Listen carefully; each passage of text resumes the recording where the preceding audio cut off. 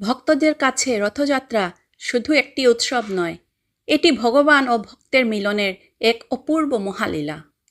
কিন্তু জানেন কি, যে জগন্নাথ দেবের রথের রশি স্পর্শ করার জন্য লক্ষ লক্ষ মানুষ অধীর আগ্রহে অপেক্ষা করে, সেই প্রভুই রথযাত্রার আগে প্রায় 15 দিন অসুস্থ হয়ে অনশর গৃহে বিশ্রাম নেন। সেই সময় তাকে নিবেদন করা হয় এক বিশেষ আয়ুর্বেদিক ঔষধি, দশামূলা মোদক। আর সুস্থ হয়ে ওঠার পরই তিনি রথে আরোহণ করে ভক্তদের মাঝে ফিরে আসেন। আজকের এই পর্বে আমরা জানব দশামূলা মোদকের ঐতিহ্য, রথের রশির মাহাত্ম্য এবং এর আধ্যাত্মিক তাৎপর্য। চলুন শুরু করা যাক। জয় জগন্নাথ।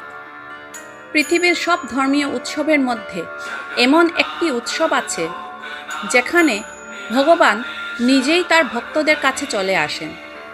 তিনি অপেক্ষা করেন না যে ভক্তরা তার কাছে আসবে।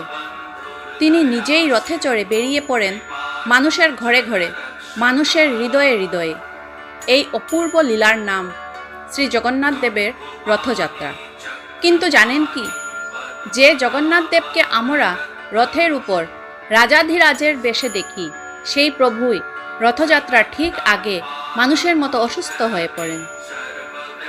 এই লীলার মধ্যেই লুকিয়ে আছে এক গভীর আধ্যাত্মিক শিক্ষা। ভগবান তার ভক্তদের এতটাই আপন করে নিয়েছেন যে তিনি মানুষের সুখ দুঃখ, রোগ ব্যাধির অনুভূতিকেও নিজের লীলার অংশ করেছেন। জ্যৈষ্ঠ পূর্ণিমার পবিত্র স্নান যাত্রার দিন শ্রী জগন্নাথ, শ্রী বলভদ্র ও দেবী সুভদ্রাকে 108 ঘটের পবিত্র জলে মহাস্নান করানো হয়। স্নান শেষ হওয়ার পর লোক বিশ্বাস অনুযায়ী প্রভুরা জ্বরে আক্রান্ত হন। এরপর তারা চলে যান অনশর গৃহে। সেখানে প্রায় 15 দিন জনসাধারণের দর্শন বন্ধ থাকে। এই সময়ে মন্দিরে এক অনন্য পরিবেশ সৃষ্টি হয়। ভক্তরা ব্যাকুল হয়ে অপেক্ষা করেন কবে তাদের প্রিয় প্রভু সুস্থ হয়ে আবার দর্শন দেবেন। অন্যদিকে অনশর গৃহে রাজবৈদ্য, দৈতাপতি ও সেবায়েতরা দিনরাত প্রভুর সেবায় নিয়োজিত থাকেন। যেন পরিবারের কোনো প্রিয় সদস্য অসুস্থ হলে সবাই যেভাবে তার যত্ন নেয়, ঠিক তেমনি। স্নান যাত্রার প্রায় 10 দিন পরে আসে আষাঢ় কৃষ্ণ দশমী। এই দিনটি দশমূলা দশমী নামে পরিচিত। এই দিন প্রভুরা প্রথমবারের মতো উঠে বসেন গোলাকার পাথরের বেদিতে। উড়িষ্যা ভাষায় এই অনুষ্ঠানকে বলা হয় চাকা বিজে। এই দিনেই প্রভুকে নিবেদন করা হয় এক বিরল আয়ুর্বেদিক ঔষধি, দশামূলা মোদক। সেই যে জ্যৈষ্ঠ পূর্ণিমায় 108 ঘটের জলে স্নান করে প্রভু জগন্নাথ, বলভদ্র, দেবী সুভদ্রা অনশর যাপনে চলে যান, দেখতে দেখতে 12-13 দিন হয়ে যায়।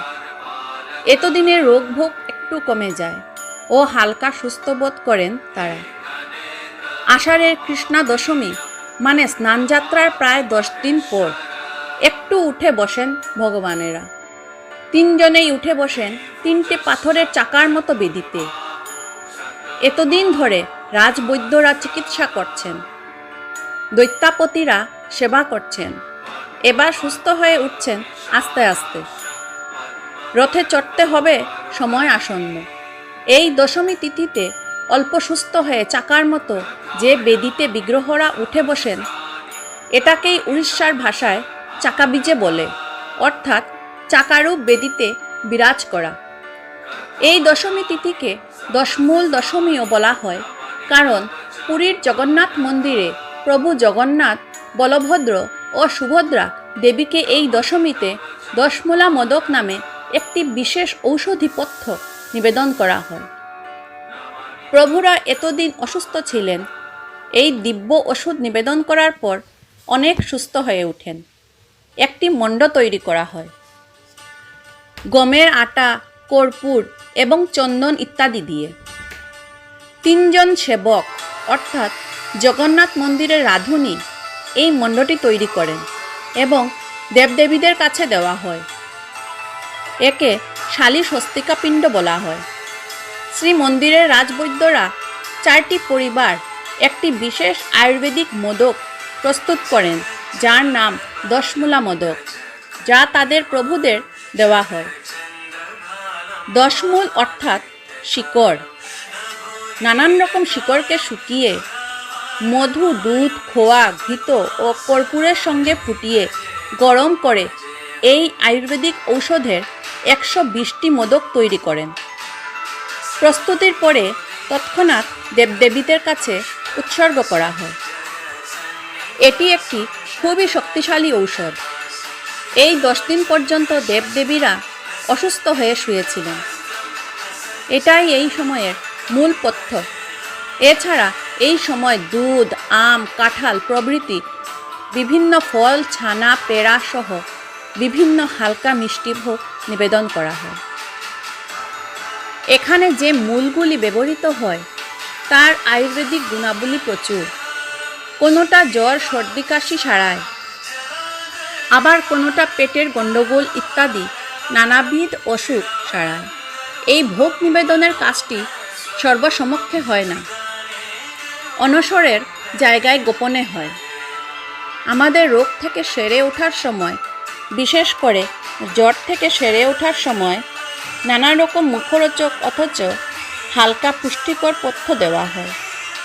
ভগবানেরও তেমনি নতুন স্বাদের দরকার হয়ে পড়ে সেই সময়, আবার সেটা হতে হবে পুষ্টিকর। দশমূলা মোদক সেটাই। মোদক খেয়ে প্রভুরা গায়ে শক্তি পাবেন, আবার নেমে আসবেন ভক্তদের মধ্যে। ভক্তরাই তো প্রভুর সব। কীর্তনে একটা কথা খুব বলে, প্রভু হতে তার নাম বড়, আর নাম হতে তার ভক্ত বড়। তাদের কাছে তো ফিরে আসতেই হবে প্রভুকে।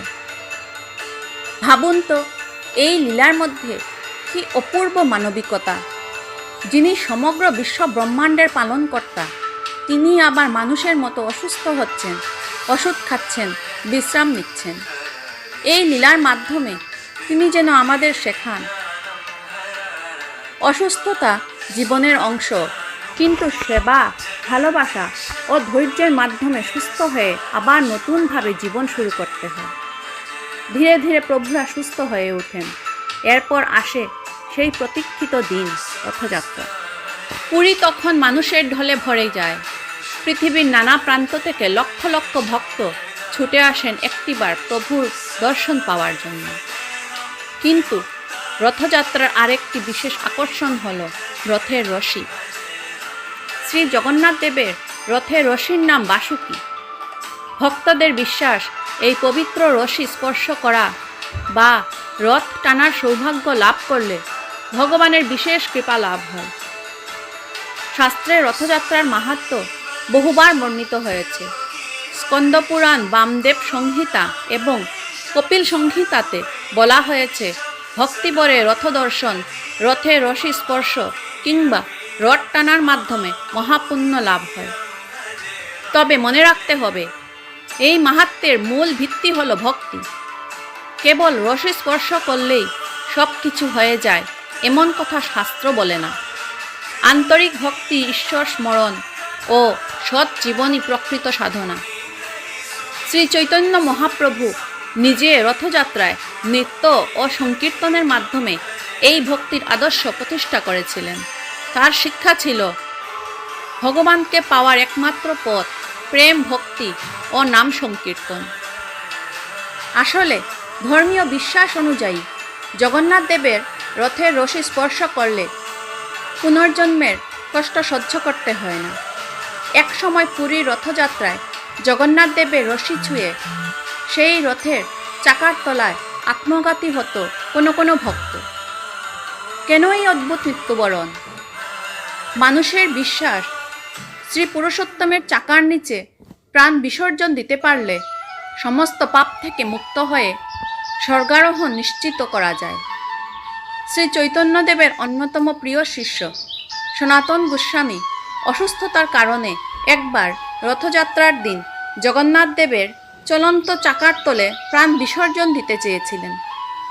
তখন মহাপ্রভুই তাকে বলেন, সনাতন, এরকম দেহত্যাগে যদি কৃষ্ণকে পাওয়া যেত তাহলে এক মুহূর্তের মধ্যে আমিও আমার লক্ষ জন্ম তার শ্রীচরণে সমর্পণ করতাম, কিন্তু দেহত্যাগে কৃষ্ণকে পাওয়া যায় না।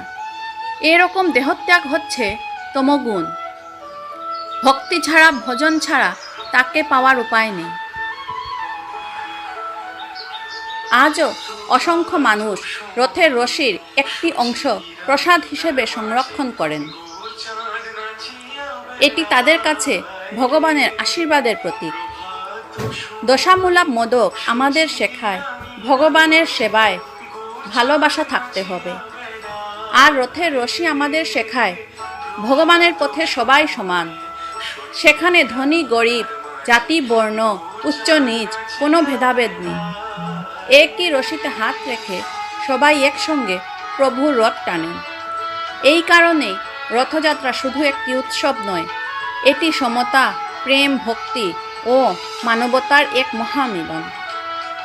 আসুন আমরা সবাই শ্রী জগন্নাথ দেবের কাছে প্রার্থনা করি, হে নীলাচলের নাথ, যেমন আপনি অসুস্থতা কাটিয়ে আবার ভক্তদের মাঝে ফিরে আসেন, তেমনি আমাদের জীবন থেকেও সকল দুঃখ, রোগ, হতাশা ও অন্ধকার দূর করুন। আমাদের হৃদয়কে ভক্তিতে পূর্ণ করুন। আপনার কৃপায় প্রতিটি পরিবারে শান্তি, প্রতিটি মনে আনন্দ এবং সমগ্র বিশ্বে মঙ্গল প্রতিষ্ঠিত হোক। আজকের এই সমগ্র আলোচনার শেষে একটাই কথা বলতে চাই, শ্রী জগন্নাথ দেব কেবল পুরীর মন্দিরের দেবতা নন, তিনি সমগ্র বিশ্বের নাথ, সকল জীবের আশ্রয়। তার প্রতিটি লীলা আমাদের জীবনের জন্য এক একটি অমূল্য শিক্ষা।